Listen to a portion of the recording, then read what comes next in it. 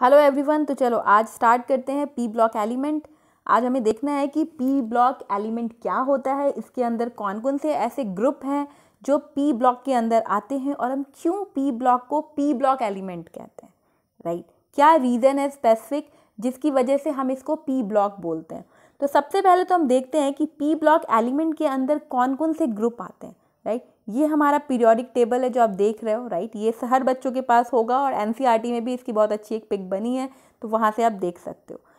तो आज हम देखेंगे ग्रुप नंबर 13 से लेके और ग्रुप नंबर 18 तक का जो ग्रुप होता है वो क्या होता है, वो पी ब्लॉक एलिमेंट होता है। आप तो बना हुआ है पी ब्लॉक एलिमेंट का।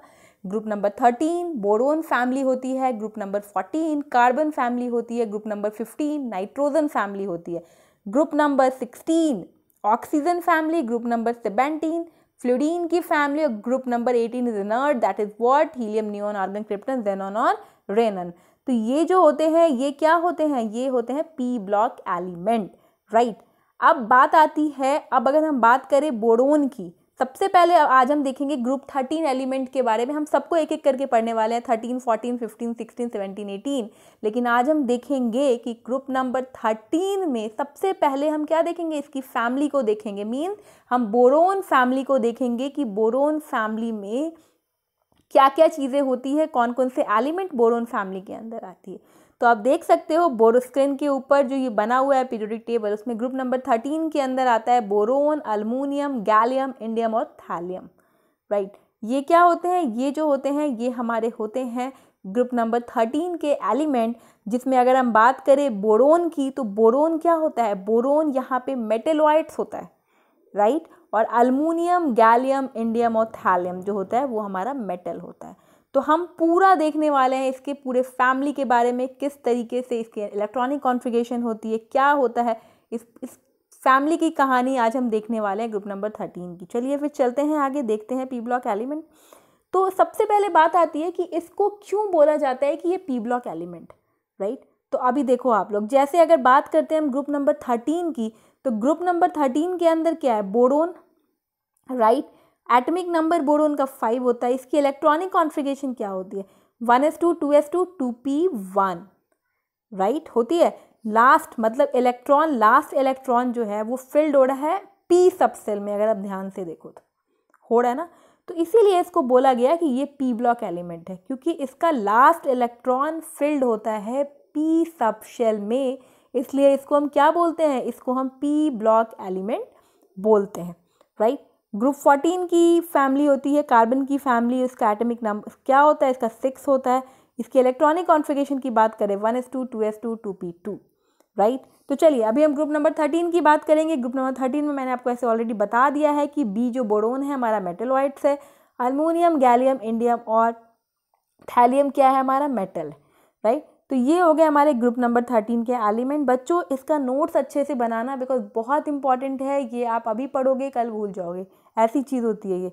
नोट्स बनाइए, ध्यान रखिए, तो चीज़ें याद रहती है। ठीक है, तो ग्रुप नंबर 13 के ये एलिमेंट, 14 को हम फिर से दोबारा पढ़ने वाले हैं, तो यहाँ पे मैं नहीं डिस्कस कर रही हूँ ग्रुप नंबर 14 के बारे में अभी सिर्फ 13 को देखते हैं। ठीक है, जनरलाइज इलेक्ट्रॉनिक कॉन्फ़िगरेशन की बात करें तो NS2 NP126, वाई NP126, क्यों, because what, they are 6 element, boron, aluminium, gallium, indium और थैलियम, दे आर 5। राइट, तो हम इसको 1 to 6 बोलते हैं। क्यों बोलते हैं ऐसा, बिकॉज यहाँ पे इसकी इलेक्ट्रॉनिक कॉन्फ़िगरेशन क्या होती है, 6 होती है, क्योंकि बोरोन का एटॉमिक नंबर 5 होता है। ठीक है, तो ये हो गया आपका। अगर यहाँ पे देखिए तो यहाँ पे कितने एलिमेंट, ठीक है 5। तो हम इसका इलेक्ट्रॉनिक कॉन्फ़िगरेशन देखते हैं, ये नीचे आता है ना UUT, ये बस ऐसे ही रहता है, इसको हम काउंट नहीं करते ये सारे। तो यहाँ पे इसकी जो इलेक्ट्रॉनिक कॉन्फ़िगरेशन आती है वो होता है generalise electronic configuration, that is NS2 NP1 से लेके 6, दैट इज 1 to 6। ठीक है, NP1 भी आप डायरेक्टली बोल सकते हो। तो ये इसका जनरल इलेक्ट्रॉनिक कॉन्फ़िगरेशन होता है। चलिए आगे चलते हैं। ग्रुप 13 एलिमेंट बोरोन ग्रुप की फैमिली है। सबसे पहले आपको ये याद रखना होगा बोरोन ग्रुप के अंदर कौन कौन से एलिमेंट आते हैं और उसकी इलेक्ट्रॉनिक कॉन्फ़िगरेशन क्या होती है। राइट, तो यहाँ पे आप देखो बोरोन का क्या है, atomic number 5, aluminium 13, gallium 31, indium 49, titanium thallium 81। Right, these are what, that is called boron group. तो इसका आप एक चीज़ देखो 5, 13, 31, 49, 81। तो इसका एक याद करने का तरीका है, अगर आप बोरोन क्या है हमारा 5, राइट, बोरोन का आता है 5, बाद आ रहा है 30, किया हमने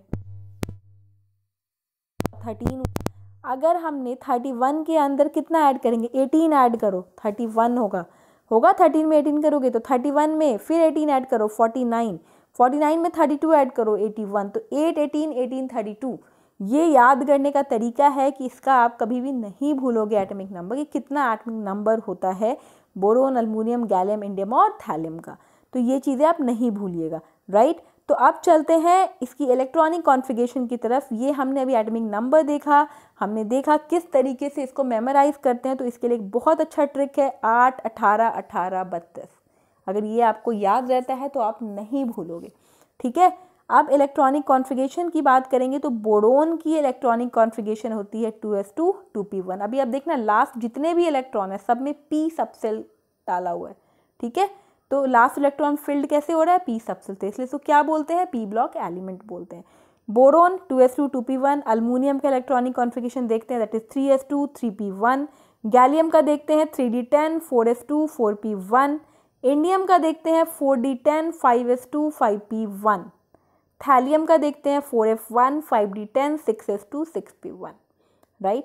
तो ये तो हो गया इसका इलेक्ट्रॉनिक कॉन्फ़िगरेशन। आप ध्यान से देखिए सब में 2 3 4 5 6, और आपको ये समझ आ गया होगा कि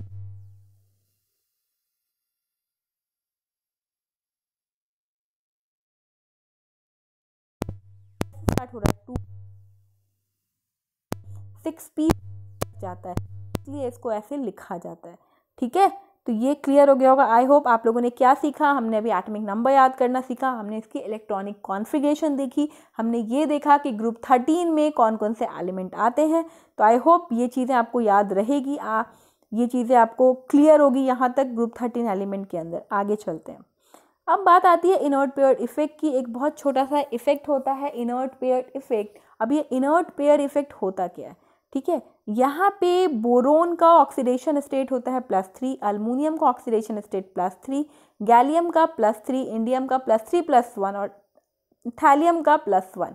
वाई, ये आप अगर ध्यान से देखो तो यहाँ से यहाँ जो ये जा रहा है तो क्या हो रहा है, स्टार्टिंग तो किया था +3 से और पहुँचा +1 पे, क्या हुआ ये डिक्रीज हो गया, राइट। तो ऑर्डर डिक्रीज में चला गया। क्यों +1 में गया, बिकॉज इसी को हम क्या कहते हैं, क्यों होता है। देखिए यहाँ पे जो थैलियम है वो +1 में बहुत स्टेबल ऑक्सीडेशन स्टेट में रहता है, ठीक है। तो ये घटता है, तो इस क्यों होता है, इसको हम इनर्ट पेयर इफेक्ट की वजह से ये चीज़ें होती है। तो इसको हम क्या कहते हैं, इसको हम इनर्ट पेयर इफेक्ट कहते हैं, राइट। अब देखिए ध्यान से NS2 NP1, ठीक है, ये इसकी इलेक्ट्रॉनिक कॉन्फ़िगरेशन अगर है, आप देखो यहाँ पे जो S था ये ऑर्बिटल, यहाँ पे ये S क्या कर रहा है, 2 इलेक्ट्रॉन पार्टिसिपेट नहीं कर रहा है, तभी तो क्या हुआ ये 1 हो गया नीचे जाके। तो मतलब 2 electron not participate when it goes downward, that is called what, that is called inert pair effect. तो ये किसकी वजह से होता है, ये इनर्ट पेयर इफेक्ट की वजह से होता है। चलिए अब आगे चलते हैं, और ये भी बता दूं D और F का स्क्रीनिंग इफेक्ट बहुत पुअर होता है, ठीक है। तो इस वजह से भी होता है। और एक चीज़ मैं आपको और भी क्लियर कर दूं, ये चीज़ मैं भूल गई हूँ बताना आपको। यहाँ पे आप देखो, यहाँ पे ध्यान से देखो आप, गैलियम से D स्टार्ट है, D ब्लॉक देख रहे हो, बोरोन अल्मुनियम sp है, गैलियम में D आ गया, D के एलिमेंट, इंडियम में D आ गया, थैलियम में F और D दोनों आ गया।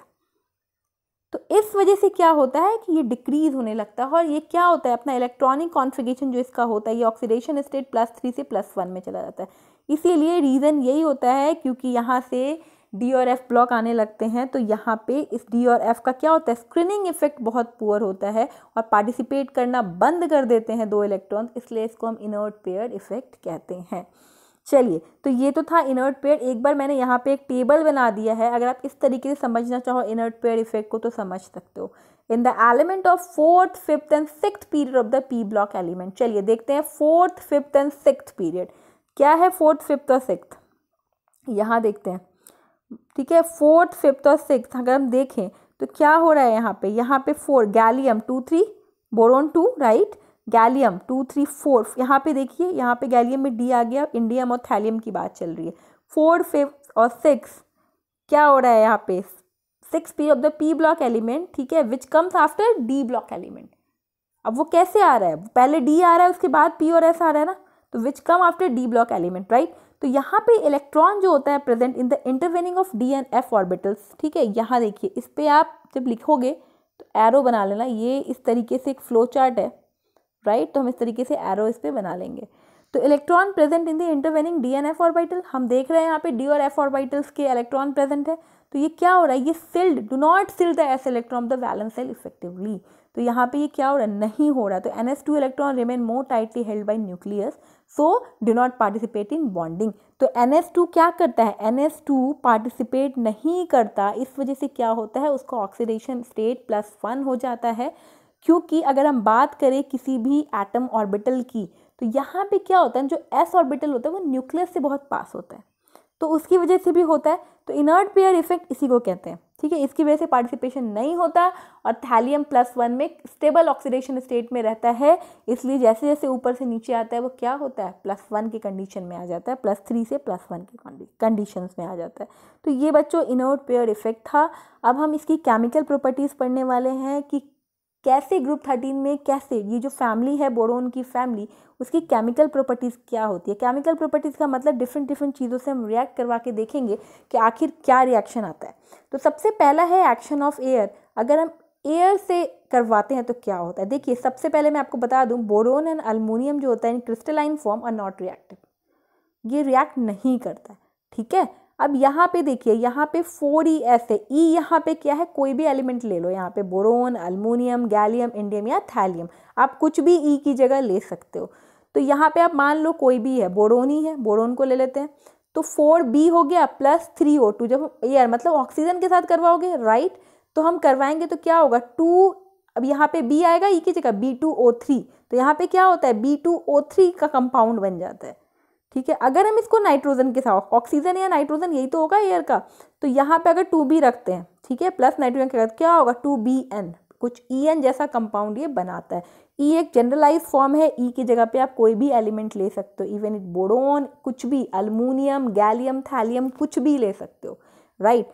अब यहाँ पे देखिए, अमॉर्फस बोरोन और अल्मोनियम को हम हीट करते हैं एयर में, तो वो क्या फॉर्म करता है, वो कॉरस्पॉन्डिंग ऑक्साइड और नाइट्राइड फॉर्म करता है, ठीक है। तो ये होता है बच्चों फाइनली, दो चीज़ ये नोट डाउन कर लेना, अमॉर्फस बोरोन और aluminium on heating in air form the corresponding oxide and nitride. तो ये हमें याद करना है, बहुत इंपॉर्टेंट पॉइंट है, तो इसको अच्छे से नोट डाउन कर लीजिएगा। और ये इसका रिएक्शन होता है एक्शन ऑफ एयर में। चलिए अब आगे चलते हैं और देखते हैं।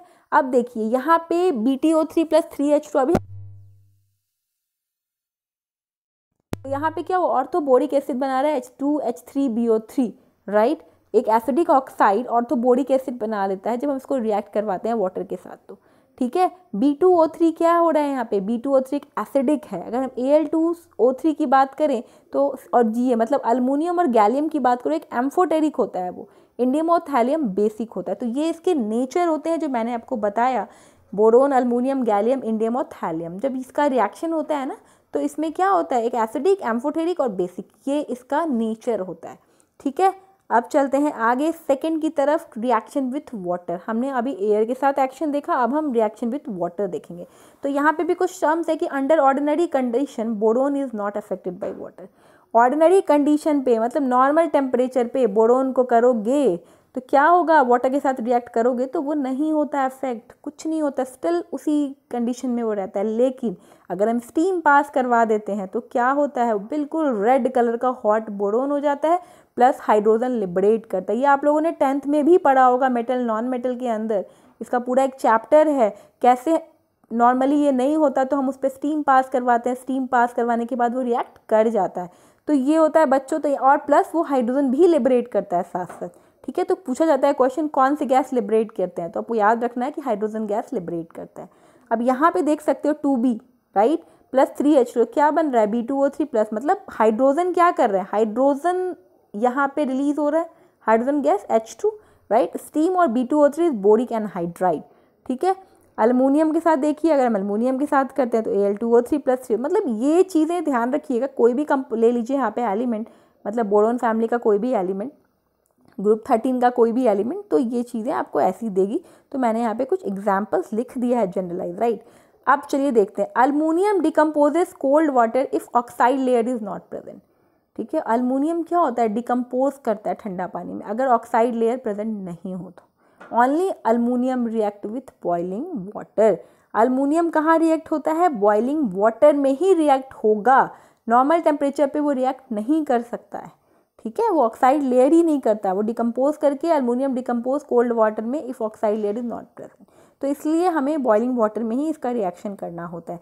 लेकिन गैलियम इंडियम की बात करें तो वो doesn't react with pure water, cold water. अब गैलियम इंडियम क्या कहता है, ये तो चलिए उनका तो हो गया स्टीम देके हम करवाए, लेकिन यहाँ गैलियम और इंडियम जो होते हैं वो भैया कहते हैं कि हम किसी से रिएक्ट नहीं होंगे, ना प्योर वाटर से होंगे, ना कोल्ड वाटर से होंगे, ना ही हॉट वाटर से होंगे, unless oxygen in present thallium forms TiOH in moist air. Moist air में थैलियम क्या करता है, ऑक्सीजन अगर प्रेजेंट होगा तो वो TiOH प्रेजेंट कर लेता है वहाँ पे, मतलब बना लेता है। जैसे 4Ti + 2H2 + O2 क्या बना दिया, 4TiOH, मीन्स TiOH बनाता है।